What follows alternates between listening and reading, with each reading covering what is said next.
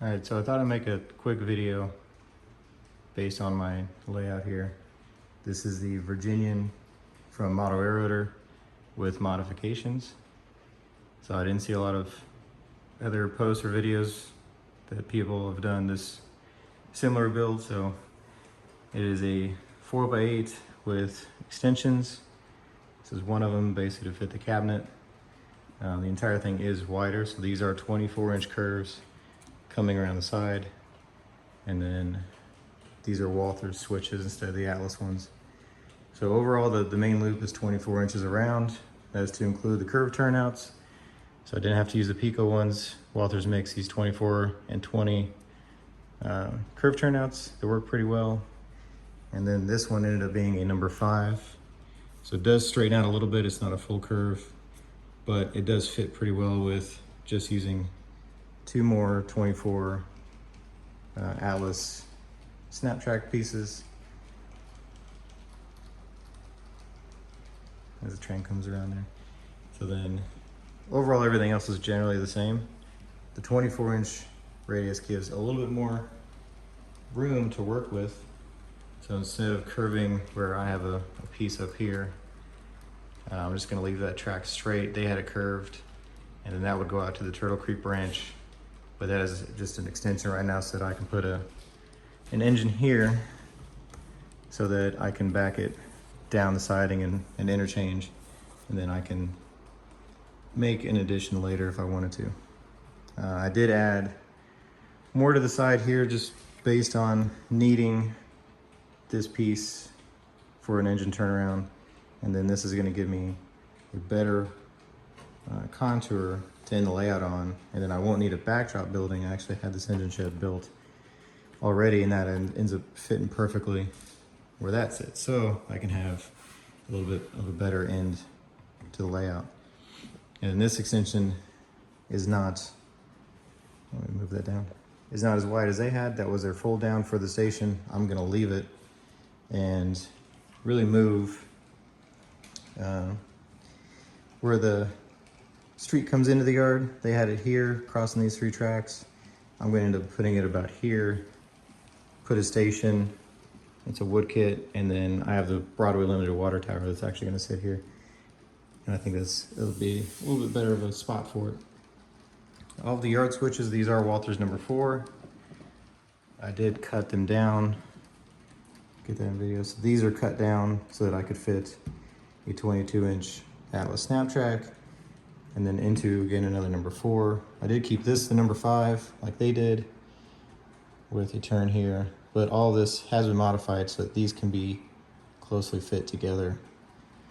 And obviously I had to snap that off, some weird ties, but everything works. I have the same tracks. I'm not gonna put a warehouse here. I'm gonna find a different structure. This is just set in to see the space that I have.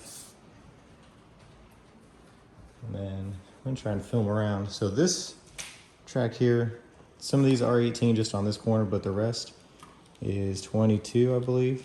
So it's not as sharp. I'm not gonna put the mine there. That's gonna be an ice house.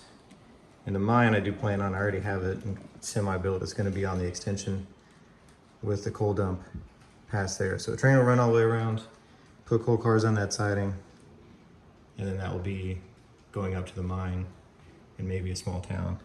So a small town will still be here. I do plan on using the company houses like they had, and the track will go up back to where the coal dump is, and that can be one big piece, plus the creamery, which I already have, I've been wanting to build, and I have a lot of reefer cars. So this will generally look the same. Also, like I said, a little bit more room. The track comes up just barely through that. That'll be the same kind of tunnel pass. That gets up to 1 inch there at a 3% grade, levels out, starts as 3% grade again, till it gets up to the siding. This is still a number 5 switch. And then this ends up at 4 inches. So this is level on the siding. So trains won't roll, and I can actually back engines up and around, do some switching there, and bring a train back down, switch out the reefers if I want to, and bring it back down the yard. The 24-inch radius does allow me to obviously run passenger cars a little bit better. A 22-inch wood, have a little bit more freedom. I'll set this down so we can get the run by.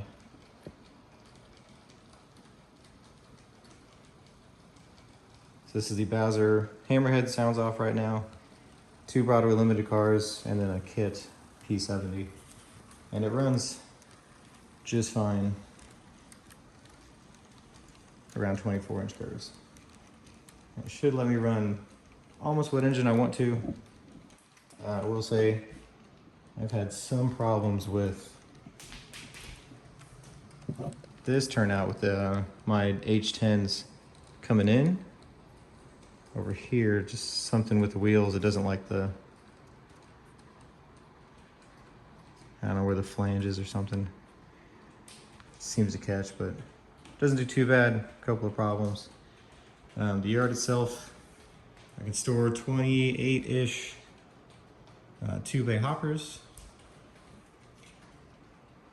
So that is plenty for what I need for the layout. And it should be the rest of the extensions. So you can see the build of it was the 4x8, and then I added this extension around that piece of wall. So same with the cabinet over here. There'll still be that small water area on the side. There is no switch on this side because I'm not going to put a staging. So I got to figure out scenery for this and how to break it up. I'm still going to do a tunnel where this track is here. That's why I didn't cut the ties on this. So there will be a tunnel here still to break up the scenery. And eventually I'll figure out what I want to do with maybe a staging eventually, but it's not concerning right now. The entire thing is mostly the scrap wood I had in the shed. So it is on wheels. I can pull it out to get to the other side, and then kind of see I have hinges. So if I ever need to, I can fold in the legs. That's why they're not exactly the most stable in the world, but allows me to pull it around, move it around, and do what I need to. The wiring is kind of temporary. And then obviously I have it plugged in. There's going to be a surge protector down here still. And I have to figure out the leveling of the shed. But this is where I am so far. I'm going to try make videos on this based on how far I get. I wanted to make one before I got to this point, but all the track is done and wired and running. So let's set this down.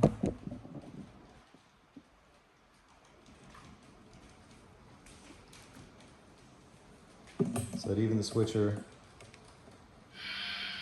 up top,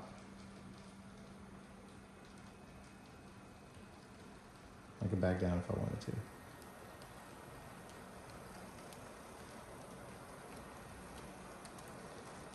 So obviously I can swap around the caboose and the engine if I wanted to switch them around.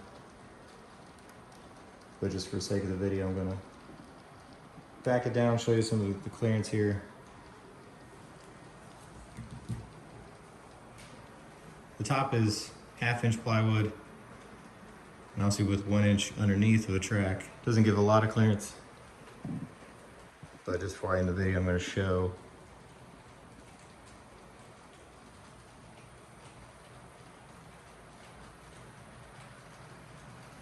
and I have fit the H10 under as well, so I can fit all the small switches I need to.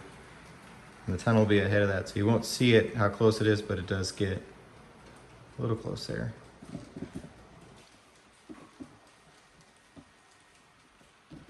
Set that back down.